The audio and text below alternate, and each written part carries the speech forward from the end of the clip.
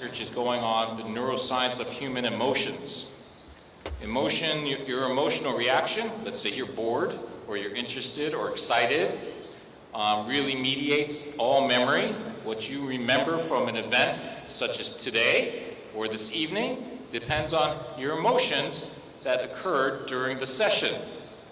So now my research on motivation, which I think is essential, is now focusing on measuring emotions using some of the technology that my colleague showed, seeing the emotional reactions the students are having from the instruction and adjusting it based on the emotions.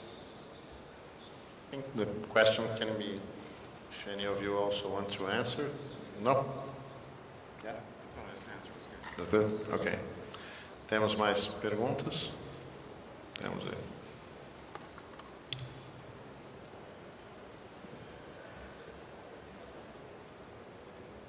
For Hirumi, in Brazil, we have a country that's a continental country, and we have a lot of cultures difference between peoples. In our distance learning model, we have some institutions that used to promote a distance learning model for all the countries. And then we have this difference of culture, and so how you can motivate and use your method to make a good grounded distance education method when you have persons that lives and are influenced by different people, different cultures, different ways to have relationship with peoples.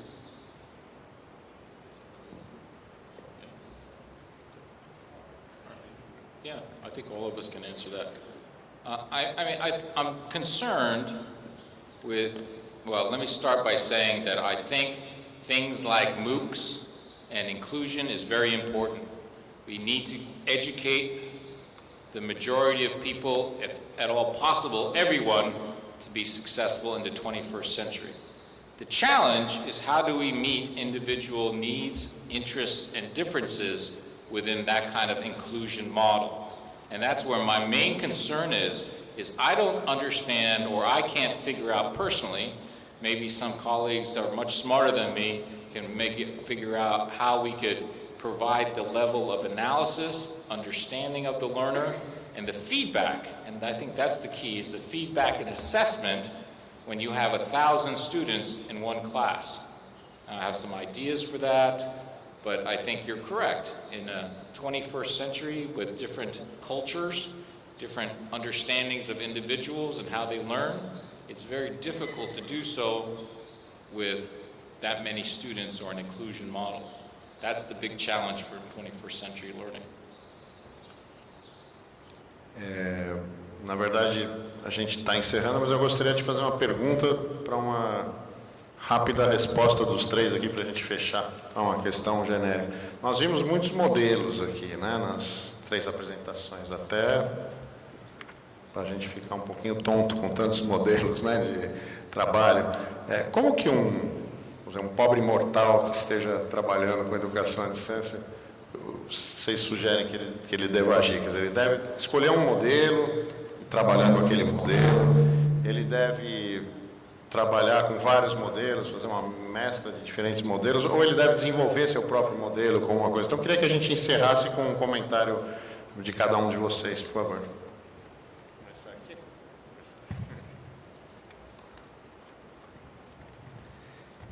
Pois, essa é realmente uma pergunta interessante. Eu seguiria aqui aquilo que foi dito várias vezes pelo Humberto Eco, que para um problema complexo nós podemos encontrar uma solução simples, só que ela provavelmente será simplista e não simples. E, portanto, não há realmente formas simples de funcionar em sistemas que são muito complexos, como é qualquer sistema de educação. E, portanto, temos que estar exatamente preparados para essa diversidade e sermos tão generalistas quanto possível e tão personalizados quanto necessário. E por isso temos que encontrar formas de ir ao encontro, provavelmente não dos interesses ou das necessidades de cada um, quando isso não é possível, mas temos que tentar encontrar grupos de referência. Foi isso um pouco que tentámos desenvolver aquele sistema para encontrar perfis de interação, quer dos professores, quer dos estudantes, para conseguir encontrar grupos em relação aos quais possamos ser personalizados, não de uma forma como seria, digamos assim, excelente, que era podermos fazer uma diferenciação individualizada, mas trabalharmos pelo menos de acordo com grupos.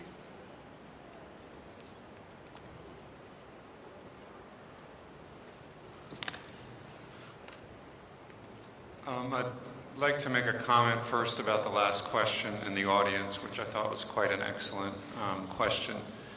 When the discussion came earlier about the difference between learning and education, my answer would have been that education is a social, political process.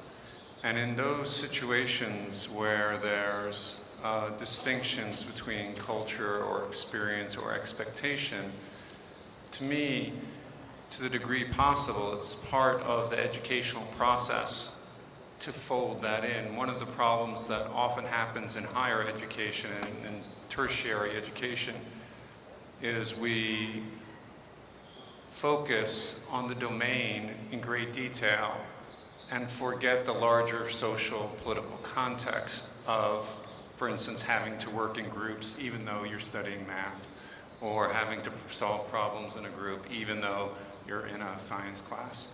So I think that isolation, intellectual isolation in many institutions is a problem, and we should call out the need for the discussion of the culture and communication and social expectations as part of the education. In terms of and I think in that brings in the larger idea of the 21st century skills and the larger value of the teacher as a social instrument that can teach things that a computer or some other tool cannot. In terms of the models, I think the models were in some sense complementary and working at different levels of specificity and dimensionality. So for instance, the models about everything he said around, the kind of rules that you would put in a system. I talked about an architecture that would capture the rules and might be a way to embed them in a system or to interpret the actions of humans. But I didn't say anything what those rules should be. Clearly, he outlined great ways to think about those. So, for instance, when he showed his 3-level picture, I was picturing my little 5 circles in each one of those cells and so forth. So I think there's a lot of complementarity about it. He also mentioned, for instance, assessment. The model that I presented today originally comes from the assessment literature as a way to think about human performance, and I think therefore similarly complementary. And I think the other presentation similarly.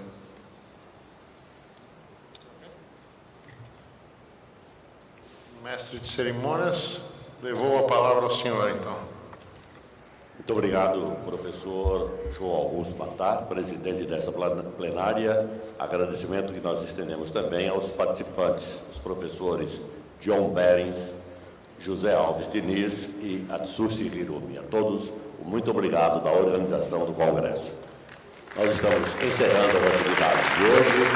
Lembramos que amanhã a plenária começa às 10 horas da manhã e pedimos a gentileza de devolverem na recepção os fones e os receptores da tradução simultânea e convidamos agora para o coquetel de congraçamento na área de exposição deste congresso ao som do grupo musical baiano Para o Ano Sai Melhor. Isso mesmo, Para o Ano Sai Melhor. É um grupo baiano que toca música carnavalesca da melhor qualidade e vai ser um show sensacional. Então todos ao coquetel, boa noite e até amanhã às 10 da manhã com mais uma plenária do Congresso. Muito obrigado a todos.